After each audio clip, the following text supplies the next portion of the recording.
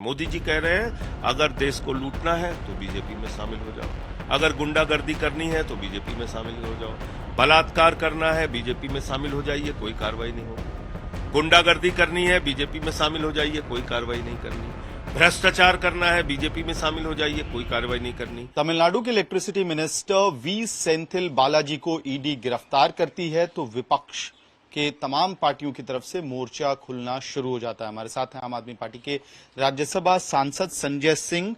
Sir, आम आदमी party ने भी कंडेम किया है जिस तरह से अरेस्ट किया गया है सेंथिल बालाजी को, और इस पूरी कार्रवाई पे आप लोग सवाल उठा रहे हैं, क्यों? देखिए, ऐसा है कि इस देश में अब कानून का राज नहीं बचा है। इस देश में नरेंद्र मोदी की तानाशाही का राज चल रहा है और किसी को भी पकड़ के ये लोग जेल में डाल सकते हैं, किसी के खिलाफ भी कार्रवाई शुरू कर सकते हैं, किसी को भी अपमानित कर सकते हैं।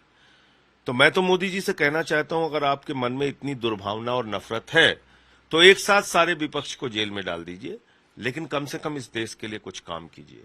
आज बीजेपी क्या कहना चाहती है? मोदी जी कह रहे हैं अगर देश को लूटना है तो बीजेपी में शामिल हो जाओ, अगर गुंडागर्दी करनी है तो बीजेपी में शामिल हो जाओ, बलात्कार करना है बीजेपी में शामिल हो जाइए, कोई कार्रवाई नहीं होगी। गुंडागर्दी करनी है बीजेपी में शामिल हो जाइए, कोई कार्रवाई नहीं करनी। भ्रष्टाचार करना है बीजेपी में शामिल हो जाइए, कोई कार्रवाई नहीं करनी।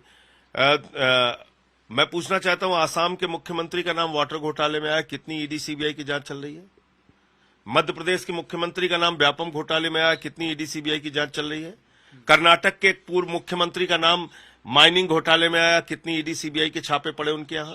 नरेंद्र मोदी जी का एक सबसे करीबी दोस्त है जिसके विरुद्ध लाखों करोड़ के घोटाले का मामला है, कितनी ईडी सीबीआई की जांच चल रही है? कितनी ईडी सीबीआई की जांच चल रही है बताइए आप? 5 किसानों को कुचल कर मार दिया मंत्री के बेटे ने, कितनी ईडी सीबीआई की जांच चली बताइए आप? तो इस सरकार में बिल्कुल साफ और खुला संदेश है मोदी जी का, बीजेपी में शामिल हो जाओ, बलात्कार करो, हत्या करो, गुंडागर्दी करो, देश को लूटो, भ्रष्टाचार करो, कोई कार्रवाई नहीं होगी। बीजेपी के खिलाफ हो, आपको जबरदस्ती भी पकड़ के जेल में डाल। यही बालाजी, यही सेंथिल बालाजी जब एआईएडीएमके में था, मंत्री था, तो बहुत अच्छा आदमी था, तब ईमानदार था, तब उसके खिलाफ कोई कार्रवाई नहीं की बीजेपी ने।